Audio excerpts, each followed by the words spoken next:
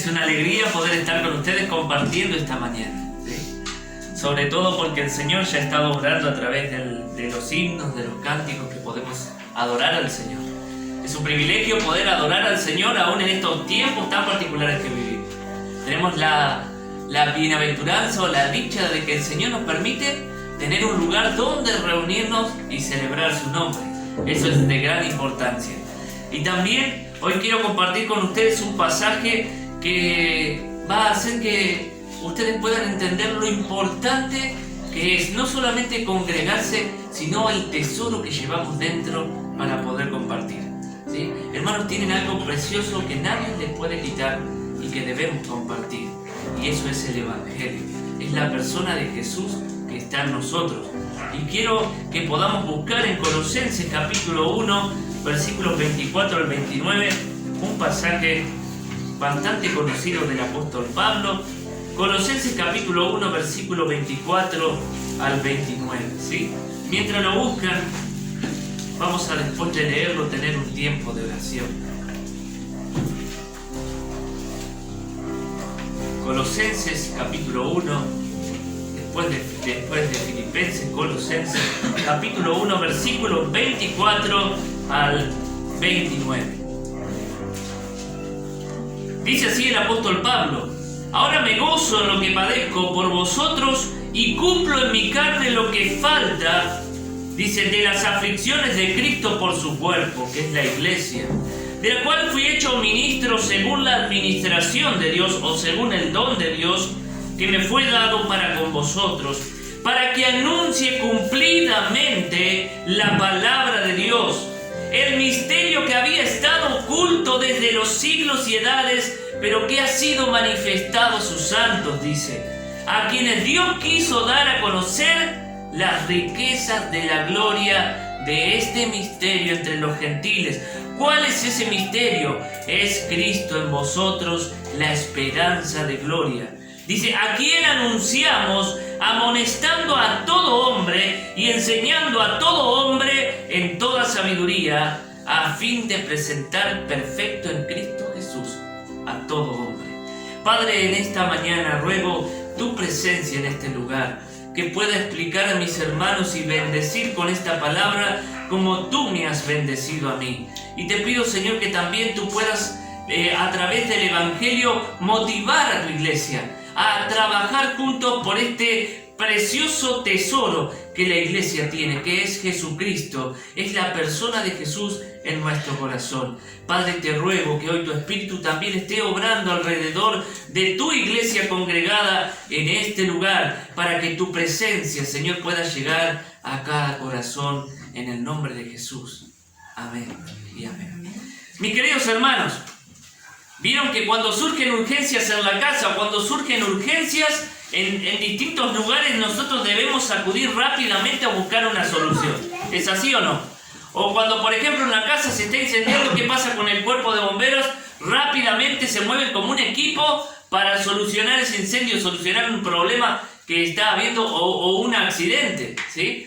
Y ahí vemos en ese cuerpo de responsabilidad, vemos a ese cuerpo que está buscando una solución para un problema de las personas. Los bomberos tratan asuntos no solamente de incendios, asuntos de vida, asuntos de... A veces llevan personas que están enfermas dentro del mismo cuerpo de los equipos que ellos tienen, porque no hay a veces equipos sanitarios dentro de los lugares donde uno reside, ¿sí? Pero todos juntos trabajan por el bien del ser humano, ¿sí?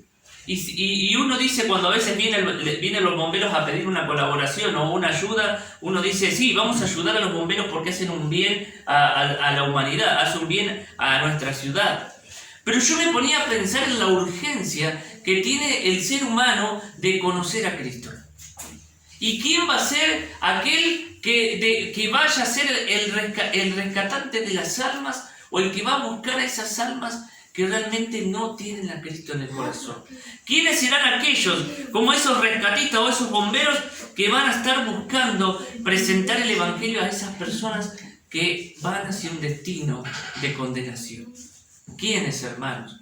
Van a ser aquellos que le van a presentar una oportunidad a aquellas personas que se están quitando la vida, que entran en depresión, que las familias se separan, que no se entiende padre con madre, que los hijos andan por las calles y no saben dónde están. ¿Quién va a ser el que le presente ese mensaje tan precioso y el tesoro del Evangelio?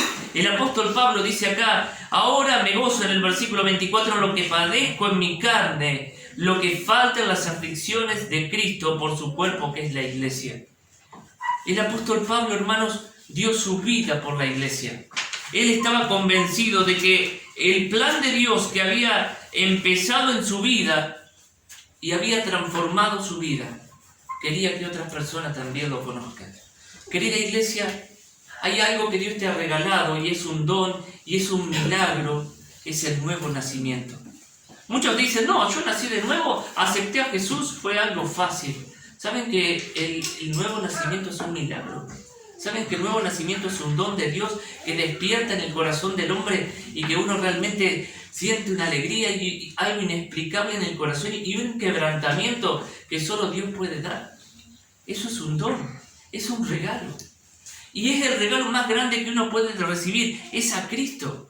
El apóstol Pablo, camino a Damasco, en Hechos capítulo 9, iba camino y se apareció y le dijo: Pablo, Saulo, Saulo, ¿por qué me persigues? Dice. Dura cosa es dar cosas contra el aguijón. Y en ese momento Pablo cae a tierra y recibe a Jesús luego de hacer ayuno y oración cuando va un hermano a orar por él. Desde ese momento Saulo, que era una persona que perseguía a la gente, que lo llevaba a la cárcel, se transformó en un apasionado por Cristo. ¿Por qué? Porque le perdonó todos los pecados que había hecho en su vida personal. Había limpiado su vida. La había limpiado de tal manera que se había apasionado por Jesús. Y él era capaz de hacer cualquier cosa por Jesús. Y estaba preocupado por su iglesia. ¿Saben por qué? Porque en el capítulo 1, versículo 19 y capítulo 2, versículo 9, hay un secreto que Pablo sabía muy bien. Y si me quieren acompañar en Colosenses capítulo 1, versículo 19, dice lo siguiente: por cuanto agradó al Padre que en Cristo habitase toda plenitud. Y capítulo 2, versículo 9 dice: porque en Él habita corporalmente toda la plenitud de la deidad. Toda la plenitud habita en Cristo. ¿Qué significa esto? Que es algo pleno, es algo completo, lleno, suficiente. No necesitas nada más. Es como tener todo y que no te falte nada. Esa es la palabra lleno. Y Pablo estaba diciendo que al Padre le agradó que en Cristo habitase todo. Y esa persona de Cristo que habita en ti y que nada te falte. Y estaba pensando en la iglesia y le decía: iglesia, mi deseo es que ustedes vivan en la plenitud de Cristo. Y por eso trabajo, dice, por lo cual trabajo en el capítulo 1, versículo 29, luchando no según mi fuerza, sino el poder de Cristo que actúa en mí. Ya estaba cansado, estaba batallando, luchando ya le quedaba poca fuerza, pero decía: las fuerzas que vienen de Él son las que me ayudan a hacer la obra, para que ustedes puedan entender que lo más importante es que puedan conocer a Jesús, que conozcan a Jesús, que tengan la plenitud de Jesús. Porque en eso nosotros podemos enfrentar todas las cosas de la vida. Cuando Cristo está en nosotros, nosotros nos sentimos plenos. Cuando tenemos comunión con Cristo, cuando tenemos comunión con Dios, nosotros realmente sentimos la plenitud de Dios. Sentimos que Dios va con nosotros, creemos que Dios va con nosotros, nos movemos porque Dios va con nosotros, enfrentamos circunstancias porque Dios va con nosotros. Y cuando parece que las fuerzas van a caer, ¿qué pasa? Nuevamente se renuevan, porque Dios está en nosotros. Y no es algo mágico, sino que es algo real que nosotros tenemos. Es Cristo en nosotros, el que llena toda nuestra vida, nuestro corazón. No necesitamos más que a Cristo. Y Él lo que estaba esperando de la iglesia, que en vez de buscar en otras cosas, como dice en Colosenses capítulo 2, versículo 4, dice, mirad, dice allí, Y esto digo, que nadie los engañe con palabras persuasivas. No necesitamos que nos hablen diciendo muchas cosas lindas. Necesitamos que nos digan que Cristo habita en nosotros. Eso necesitan ustedes, le está diciendo el apóstol Pablo. Ustedes lo único que necesitan que le digan a ustedes es que Cristo es suficiente para cada una de las cosas que ustedes necesitan para la vida. Cristo es suficiente para todas las cosas que necesitan para la vida. Mis queridos hermanos, Cristo es suficiente. Y quiero leer 3 pasajes de Efesios que hablan sobre las riquezas, pero no las riquezas temporales, porque muchos tenemos cosas, ¿no es cierto?, pero no nos satisfacen. Pero hay algo eterno. Las riquezas de Cristo son riquezas que llenan. Las riquezas temporales son temporales, te ayudan un momento, pero las riquezas de Cristo te llenan. Efesios capítulo 1, versículo 7, si me quieren acompañar, fíjense que esto tiene que ver con el plan de Dios de la redención y las riquezas espirituales en Cristo. Efesios capítulo 1, versículo 7, dice lo siguiente: en quien tenemos redención por su sangre, el perdón de pecados, según las riquezas de su gracia. El perdón de pecados. Cuando Cristo nos perdona nuestros pecados. Cuando vamos a Cristo en oración y cometimos errores en la vida y le fallamos a la persona que más nos ama y vamos a sus pies y decimos: Jesús, perdóname, y recibimos el perdón, recibimos la liberación de nuestro corazón. Eso no es riqueza. No es riqueza sentirte perdonado. Cuando cargabas con culpa, cuando cargabas con un montón de dolor porque te equivocaste, y decirle a Cristo: Cristo, perdóname, y sentís que se te cae una mochila de tus hombros. Eso es riqueza.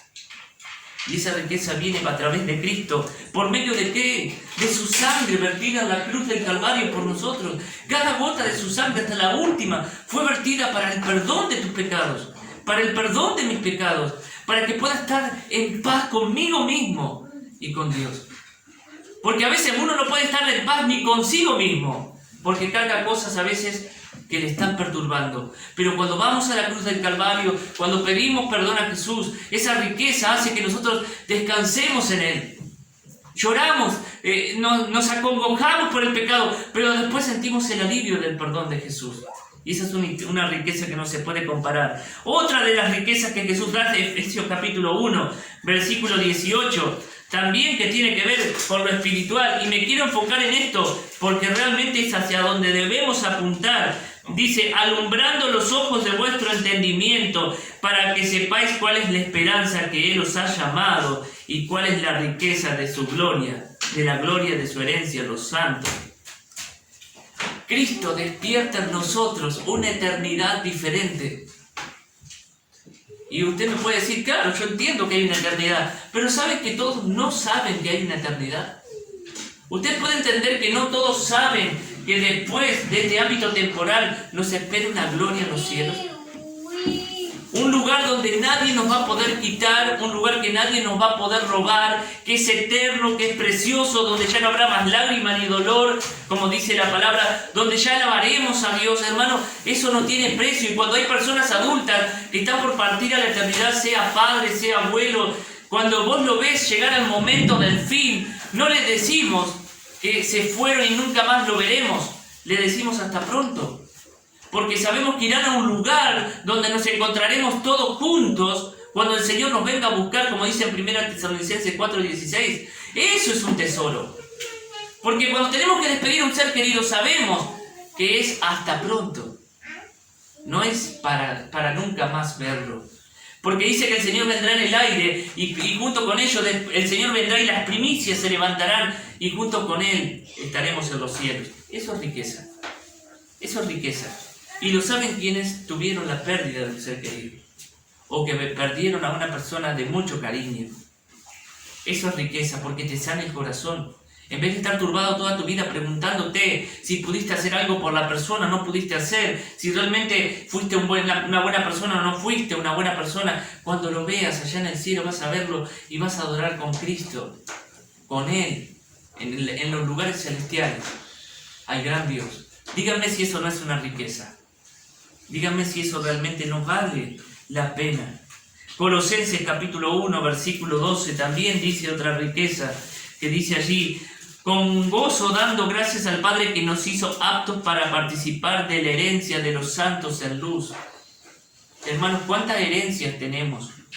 Tenemos muchas herencias en la tierra, ¿sí? Dejamos herencia, conseguimos herencia, pero la herencia más grande, hermanos, como recién compartía, es que nosotros tenemos seguridad de que si este ámbito temporal se desvanece de pronto, nosotros estamos en un lugar eterno. Y en estos tiempos de pandemia, lo que te sostiene es que saber que si tienes que partir en algún momento en este tiempo tan incierto, es saber de que vas a las moradas celestes. Eso es descanso, eso es paz para el cristiano, eso es poder soportar en medio de la prueba. Porque hay personas que no están pudiendo soportar porque no saben qué hacer con su vida. Eso es riqueza. Y lo que Pablo quería decirle a los hermanos: en Cristo habita toda la plenitud. Las riquezas que realmente necesitan están en Cristo. Vengan a Él, abrácenlo a Él, búsquenlo a Él, vivan para Él. Eso es lo que le estaba diciendo el apóstol Pablo a los hermanos. Lucho en la iglesia para que todos juntos puedan entender, y me aflijo por la iglesia porque quiero que la iglesia viva la plenitud de Cristo. Y porque el tesoro más importante es Cristo. Mis hermanos, y acá Pablo deja una tarea para la iglesia, porque dice que el misterio oculto, dice en el versículo 26 de Colosenses capítulo 1, el misterio que había estado oculto por siglos y edades ha sido dado a los santos, a nosotros. Saben que los profetas del Antiguo Testamento, Abraham, Isaac, los padres de los patriarcas, Jacob, todos los profetas, ¿qué estaban esperando? Estaban esperando una redención. Estaban esperando, teniendo una esperanza de poder conocer al Mesías. Y no llegaron a conocerlo. Muchos murieron sin conocerlo, dice Hebreos 11. Y nosotros sabemos y conocemos al Mesías porque tenemos la palabra revelada. Sabemos cómo Él obró, cómo Él actuó. Sabemos la forma en que cómo Él se manejó con amor, con misericordia, tratando a la gente necesitada. Y sabemos cómo Él era. Ellos no tenían ni idea. Ese misterio fue revelado a nosotros, para que nosotros le conociésemos y para que alcanzásemos salvación. Fíjense el regalo que nos deja. Entonces dice el apóstol Pablo a la iglesia, le dice: a quienes Dios quiso dar a conocer las riquezas de la gloria del misterio entre los gentiles, que es Cristo en vosotros, el versículo 27 de Colosenses 1, la esperanza de gloria. La esperanza de gloria. ¿Qué significa la esperanza de gloria? Es poder ver a Dios en toda su magnitud por medio de la persona de Cristo. Y sí que Dios es grande, es más grande que todo lo que nosotros podemos contemplar. Porque si Dios conoce nuestro levantar, nuestro sentar, cuando nos acostamos, nosotros estamos indefensos. Ni siquiera sabemos si alguien va a venir a casa. ¿Quién es el que cuida la casa? Cristo. ¿Quién es el que tiene el poder para cuando estamos en un momento de dificultad actuar? Lo conoce y actúa, porque Dios todo lo conoce y todo lo puede. Ese Cristo es la esperanza de gloria, ese Dios es la esperanza de gloria. Por medio de Cristo accedemos a ese Dios maravilloso, que puede solucionar cualquier problema de nuestra vida y que puede darnos respuesta con toda su sabiduría a todas las cosas e interrogantes que nosotros tenemos en nuestra vida. Entonces sí que Cristo es la esperanza de gloria. Pero acá hay una tarea para la iglesia que dice: a quién anunciamos. No dice a quién anuncio, dice a quién anunciamos. Después dice otro verbo que también está en plural, dice también amonestando y enseñando. Anunciamos, amonestamos y enseñamos. ¿A quién? Dice: a todo hombre en toda sabiduría, fíjense esa palabra, a fin de presentar perfecto en Cristo Jesús a todo hombre. Entonces el apóstol Pablo está diciendo: iglesia, esto nos compete a todos. Presentar este misterio glorioso de Cristo, la plenitud de Cristo, nos compete a todos. Anunciarlo significa no tener vergüenza de decirle a la gente que Cristo es la esperanza de gloria. donde vayas, porque sabés que el mensaje que vos le llevas a esa persona le puede cambiar la vida. A mí me cambió la vida el mensaje de Cristo cuando estaba perdido en el pecado. Vinieron 3 jóvenes y me hablaron a la puerta de mi casa de Jesús, y no me olvido, porque el poder del Evangelio puede cambiar la vida de cualquier pecador. Entonces no tengas vergüenza de hablar del Evangelio, porque el Evangelio es poder de Dios para cambiar la vida de una persona y de una familia. Entonces, esto nos compete como iglesia, de que nosotros estemos trabajando, anunciando el Evangelio, como dice el apóstol Pablo en 1 Corintios 2, no con palabras de sabiduría, no con parloteo, dice, solo presentando a Cristo. Dice, solo presentando a Cristo, dice, y ni mi predicación, dice, y ni mi mensaje en 1 Corintios 2:4 fueron con palabras persuasivas de humana sabiduría, sino con demostración del Espíritu y del poder, para que vuestra fe no descanse en mi sabiduría, sino en el poder de Dios. ¿Saben qué necesita la gente? Un testimonio vivo. Que tu vida hable más que las palabras. Y que solo con una palabra tú le puedas mostrar a la gente que Cristo es la esperanza de gloria. Y eso nos compete a todos, iglesia. Nos compete a todos aquí, en todo lugar donde estemos. Cada uno en su lugar donde está. Tenés un mensaje importante que darle a las personas que viven en la oscuridad, en la tristeza, en la angustia. Es presentarle a Cristo, que en Él está la plenitud, como compartió hoy en Colosenses 1:19 y Colosenses 2, versículo 9. Y al ser Cristo la esperanza de la humanidad, el mensaje debe correr. No puede quedar acá. No puede quedar entre nosotros el mensaje. Tiene que empezarse a mover. Tiene que empezarse a mover. Porque así empieza a cambiar la realidad de nuestra vida, el barrio. Empieza a cambiarlo el lugar donde vamos. Necesitamos anunciarlo, pero no por una cuestión de compromiso. Porque yo quiero ver bien al otro también. Porque cuando el amor de Cristo está en mí, yo quiero que parte de mi familia, o los que no conocen a Cristo, o otras personas también lo puedan conocer. Y por eso yo le predico.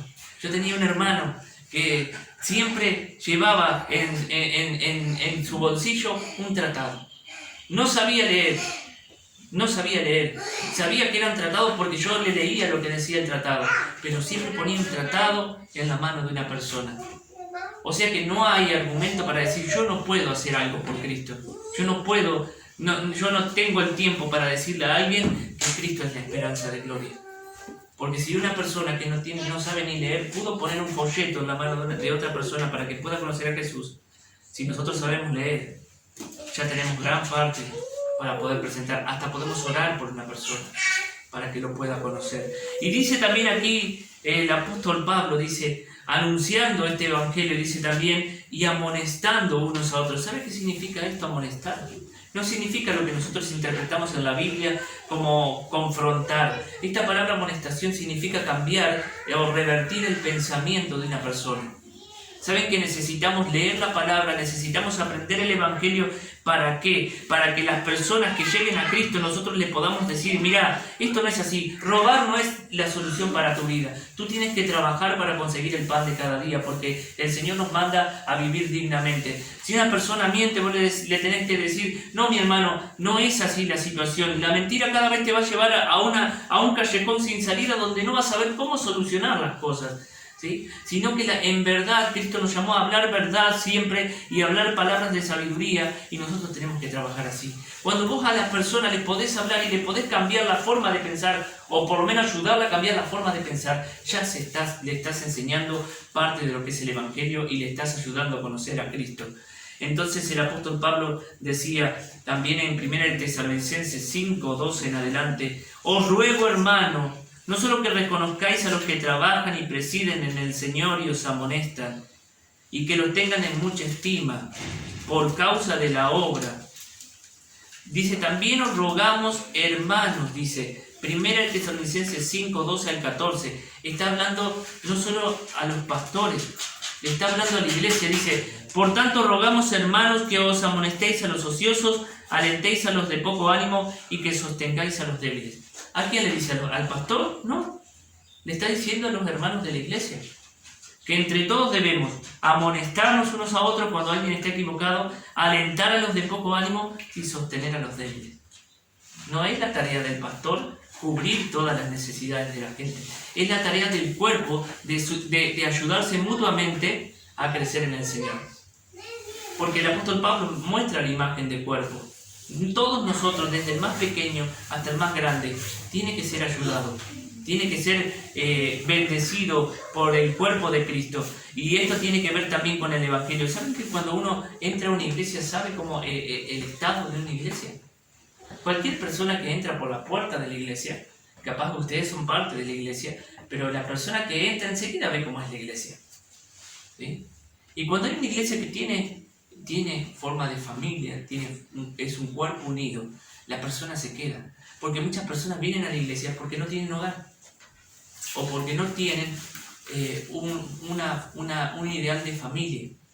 Entonces cuando lleguen a la iglesia, lo más lindo es que puedan encontrar una familia, donde cada uno hace su parte, donde cada uno ayuda al otro, donde uno pregunta por el otro, ¿cómo estás? ¿Cómo te sentís?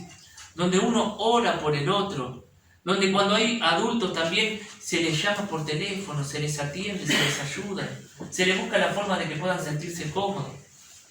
Entonces eso es ser iglesia. Y eso también forma parte del Evangelio, porque cuando Cristo llena nuestro corazón, nosotros todos trabajamos en pos del Evangelio. Y por último dice enseñando a todo hombre. Y esto tiene que ver con una tarea también de que nosotros debemos trabajar no solamente en la vida de nuestros chicos, sino también en la vida de los adultos. Jesús, dice en Mateo 4:23, recorrió toda Galilea enseñando. Toda Galilea enseñando. Iba a las sinagogas y enseñaba. ¿Por qué Jesús, en vez de predicar? Porque predicar es una cosa, es proclamar el Evangelio, ¿sí? Cristo murió, resucitó, ascendió a los cielos, es Señor. Nosotros debemos arrepentirnos y recibirlo a Él en el corazón. Eso es el de la proclamación del Evangelio. Pero la enseñanza sobre la doctrina de Cristo es otra cosa, ¿sí? Lo que es la enseñanza del cuerpo de Cristo. ¿Por qué Cristo pasaba enseñando? Porque también fortalecía a la iglesia para cumplir la misión. Pasaba enseñando a los discípulos porque ellos iban a seguir la tarea que Jesús dejó. Cuando Jesús ascendió al cielo y vino al Pentecostés, ellos ya estaban preparados para seguir la misión. Pero no era uno, eran 12, después fueron más. Entonces quiere decir que la tarea se hace entre todos. Iglesia, yo te animo a que puedas trabajar en conjunto para que realmente se pueda ver a Cristo en muchas más personas. Y yo creo firmemente que aquí tienen un lugar hermoso para que muchas más personas puedan conocer a Jesús. Porque ese es el sentido por el cual estamos aquí reunidos, ¿no es cierto? Para poder disfrutar de Dios y para que otras personas conozcan a Jesús. Para que también vengan aquí y celebren la salvación, celebren la misericordia de Dios sobre nosotros. Y yo quiero animarles a todos a que pongan su granito de arena para colaborar, para decirle, yo acá estoy para servir, acá estoy para hacer lo que sea, ¿sí? Para poder servir una taza de té, para poder barrer la iglesia, para poder ir al frente y hablarle a un vecino, llevarle una invitación para una campaña, para poder hablar con el vecino, para decirle si necesita algo, yo estoy para ayudar. Y yo creo que eso realmente va a cambiar la dinámica de la iglesia, porque cuando la iglesia trabaja desde adentro, haciendo crecer a los hermanos, y trabaja afuera, haciendo conocer el Evangelio, la iglesia empieza a crecer, empieza a vivir, a cobrar vida. Y eso realmente es lo que yo espero. Pero lo que realmente yo creo que es indispensable es que ustedes entiendan que en Cristo está la plenitud de todo. Y que a través de Cristo ustedes van a poder hacer lo que realmente a veces parezca inalcanzable. Porque en Cristo habita la plenitud de la deidad. Pablo se gastó, mis hermanos, se gastó, porque él sabía que lo único que necesitaba un ser humano era Cristo en su corazón. Y yo te quiero asegurar que lo único que tú y yo necesitamos es tener una verdadera relación con Cristo. Ayer hablaba con los chicos y hablaba de la parábola de la vid. ¿Saben que Jesús oró en ese momento y les dijo en Juan 14 que aunque ahora están tristes porque me voy, vuestra tristeza se convertirá en gozo? Y después en el capítulo 15 habla de la parábola de la vid. Y dice, si ustedes permanecen en mí, su gozo será completo. Y es cierto es cierto, Cristo completa nuestra vida, mis hermanos. No necesitamos nada más. Y yo lo que quiero animarte hoy a que puedas vivir para este Cristo, a que te entregues a Él, a que vivas para Él, a como dice el apóstol Pablo, yo me gasté para Cristo, pero me gasté porque entiendo que hay personas que necesitan vivir para Cristo como yo lo puedo hacer. Así que, querida iglesia, en esta mañana tenemos un gran desafío, que otros puedan conocer la plenitud de Cristo, ¿sí? Pero también tenemos un gran privilegio. Si Cristo habita en tu corazón, tienes un gran privilegio, porque realmente lo puedes conocer, lo puedes disfrutar. Teniendo una verdadera comunión con Él, lo puedes vivir. Y sobre todas las cosas, creo yo en mi corazón, que aquel que tiene una buena relación con Jesús, lo tiene todo. No le falta nada. He visto personas vivir en lugares muy sencillos, pero con mucho gozo. Y he visto personas vivir en lugares muy grandes y muy tristes. Como he visto pobres, muy tristes. Y también me he visto ricos, muy alegres, muy gozosos. Pero ¿dónde estaba el secreto? ¿Estaban en lo que tenían? No. Estaba en Cristo. Nada va a cambiar tu situación por todo lo que puedas tener. Lo único que va a cambiar tu situación es que tu relación con Cristo sea real. Así que en esta mañana no solamente le quiero animar a trabajar como cuerpo y a avanzar en el Evangelio y a participar en esta noticia tan maravillosa que es Cristo la esperanza de gloria, sino que también ustedes puedan disfrutar a Cristo todos los días. ¿Cómo puedo hacerlo, pastor? Mi hermano, es tan sencillo. Es tomarte un tiempo para orar a Él, tomar la palabra, alimentarte de Cristo, disfrutar de su presencia. Es muy sencillo. ¿Saben qué necesitamos? Tiempo. Tómate el tiempo. Y busca al Señor, adóralo. Y vas a ver cómo va a cambiar tu vida, cómo va a cambiar tu corazón. Y cada día te vas a sentir mucho mejor. La palabra, cada vez que entra en tu corazón dice que es viva y eficaz. La palabra cuando entra en tu corazón empieza a cambiar tu corazón. La palabra cuando entra en tu corazón empieza a cambiar toda tu vida. Es como un revuelo adentro que te va cambiando hasta que empiezas a tener esa plenitud que habla Colosenses capítulo 2, versículos 9 y 10. En Cristo habita la plenitud de Dios, de modo que ustedes están completos mediante la unión con Cristo. Esto quería compartir. Vamos a ponernos de pie, tener un momento de oración.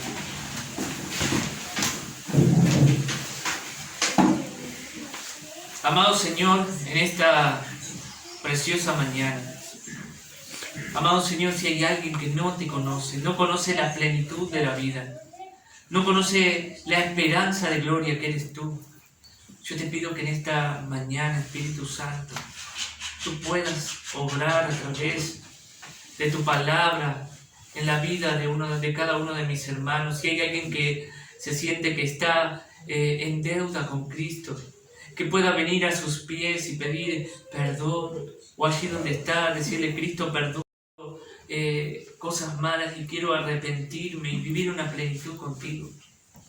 Si he estado alejado del camino, Cristo, te pido perdón, porque no hay otra forma de poder vivir bien si no es a través de ti.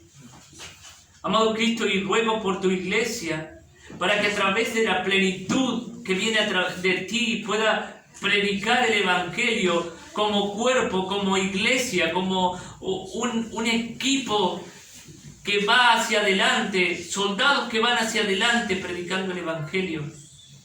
Señor, pero sobre todo pido que cada uno pueda tener una experiencia personal contigo. Yo te agradezco, Señor, porque tú perdonas, tú amas, tú restauras nuestras vidas, tú cambias, Señor, aún las cosas que nosotros por nuestra humanidad no podemos cambiar. Y tú transformas nuestra vida de tal manera que la haces diferente, con esperanza, con gozo, con esperanza en el dolor, aún en el sufrimiento. Podemos confiar en ti. Aún cuando estamos solos y nadie nos escucha y nadie sabe de nuestros dolores y lloramos nuestras angustias, tú estás con nosotros. Y aún cuando no tenemos la capacidad de solucionar cosas y de ayudar a personas que tanto amamos, aún allí tú estás con nosotros dándonos fuerza. ¿Cómo no decir que en ti habita toda la plenitud? Si realmente nos sentimos o me siento completo cuando tú estás con nosotros, conmigo, te pido también que tu Espíritu Santo more en aquel que no lo conoce y que tu Espíritu Santo llene cada corazón en el que lo conoce, para que realmente la vida que viva sea una vida diferente. Señor, nuestro tiempo pasa aquí en la tierra, pasa muy rápido nuestro tiempo. Necesitamos pensar en ti, necesitamos repensar nuestra vida, necesitamos saber que tú eres importante y que lo más importante de todo es que te sigamos a ti. No nos dejes meternos en cosas extrañas y desviarnos de ti. Que realmente podamos, Señor, mantener los ojos puestos en ti. Que tú seas nuestra prioridad, que tú seas nuestro anhelo más grande y que realmente vivamos para ti y para tu gloria. Yo te lo ruego por mi vida, por mi familia, te lo ruego por tu iglesia y te lo ruego por cada uno de los que van a llegar. Que tu iglesia sea una luz en este lugar para todas las personas que no te conocen y que también sea una familia donde se puedan muchos cobijar a través del amor de Cristo, la misericordia de Dios y su gracia que es derramada todos los días sobre cada uno de nosotros. En el nombre de Jesús.